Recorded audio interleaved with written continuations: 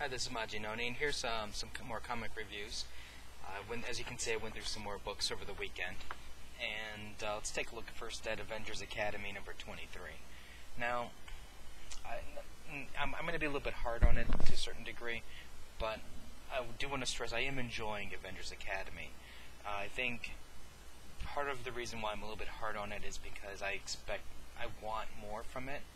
Because I think it's one of those types of titles that this really needs to stay. Because they're introducing new characters, and as long as this book becomes popular and has a life, then Marvel will have a new cast of characters that they can introduce into the main Marvel universe and actually do something with. And keep in mind, these are all unique characters rather than, another Wolverine, another Colossus, another Captain America, that type of thing. So anyways, along the lines of my comment about another Wolverine, we have X-23 joining the Avengers Academy. Now, the art is okay. It's nothing spectacular. I think there's some parts of it look really good, but then other parts, like with X-23's head face here, it just kind of looks eh. I think some of the backgrounds are just kind of bland.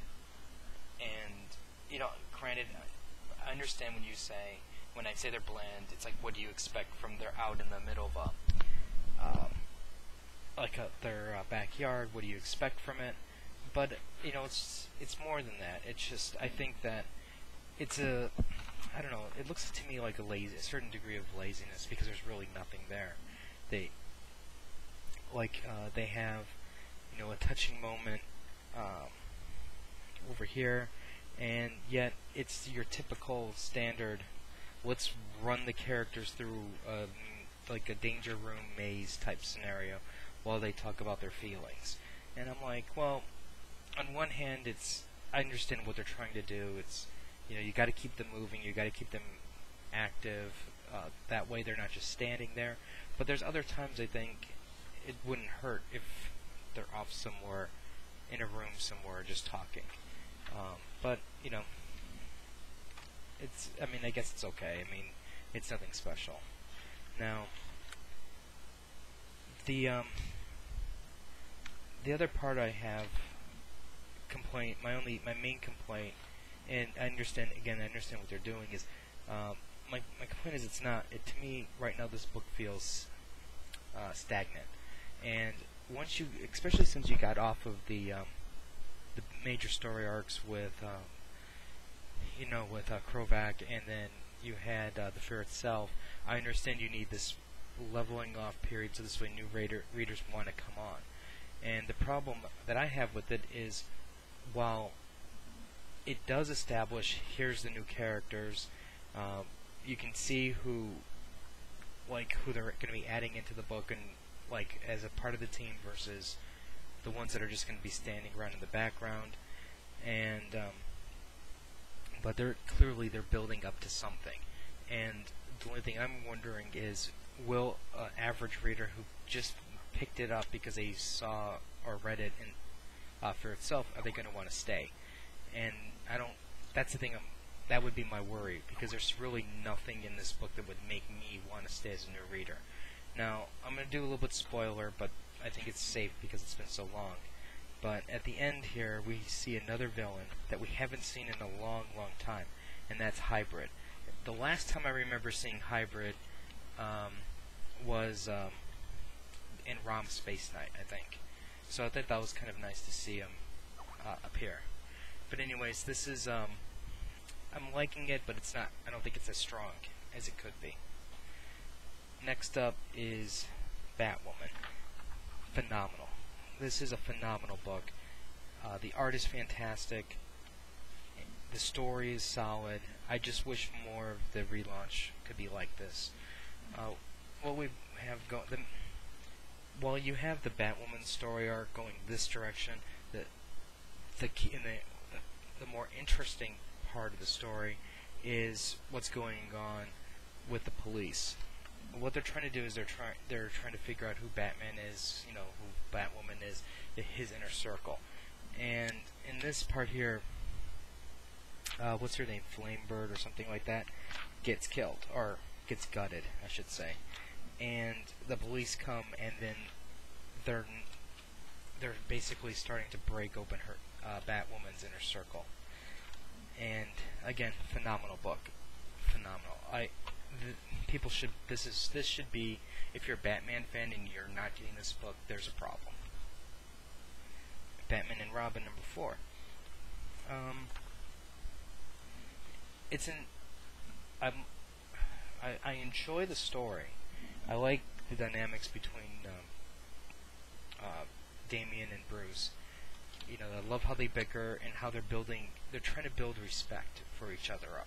And I can appreciate what they're doing in that direction. This is definitely needed, and I'm glad to see them continuing it. And what I find that's going to be coming the most out of this is you have a villain who's trying to steal Damian away from Batman, and I think if anything, if they do it right, you're going to have the Damian-Bruce relationship stronger at the end. So I think that's really important to establish, you know, what the relationship is early on in the relaunch. Now, one thing I find interesting in this relaunch is you have two villains who know who Batman is right off the bat. So I thought that was kind of interesting, considering, you know, how many years did it take before somebody could figure out who Batman is, type thing. And for the most part, none of the villains know who that Bruce is Batman. So anyways, this was a good book. Not as good as this, though. Next up is Animal Man. I'm going to be really brief with that Animal Man. I think overall the art is still solid. It's really dark and twisty, and it matches the theme of the story. I think the story is solid. I'm really enjoying it. The one thing that's starting to, I don't know, set up an alarm for me is it's basically a war between red, green, and black. And what does that sound like? It sounds like Green Lantern. So I'm like kind of disappointed that they're going in that direction, but we'll see how it turns out. I know obviously it has nothing to do with Green Lantern, but I just wish they didn't use that kind of imagery. The ending has a shocker moment, which I won't reveal that part. And they actually explain more about the red and how everything works. So it's really, I mean, this is still a solid book. It's really entertaining. And finally, Cobra, Civil War, Snake Eyes, #8. Since the Civil War is over, I'll say this. This is probably the weakest out of all the Civil War books. It really doesn't connect much into Civil War. I mean, granted, there's a guy in here who's trying to vie for leadership of Cobra Command, but it has no bearing whatsoever with the main story. If anything, it explains why Snake Eyes isn't around as much, maybe. But I don't know. I'm most likely going to drop it. Snake Eyes. I don't think that this is one of the stronger G.I. Joe titles at all. I think the art is kind of weak, the story is kind of weak, and it's just not that entertaining. The ending, though, I will admit, was a nice little twist on what they did to get the Cobra agents to help, I guess you can say. And overall, I think this is going to be a drop. So anyways, that's a look at some comics. If you have any comments or questions, let me know. Rate the video up or down. Let me know what you think. And I'll have more reviews and plus a new comic book day on Wednesday. So until next time.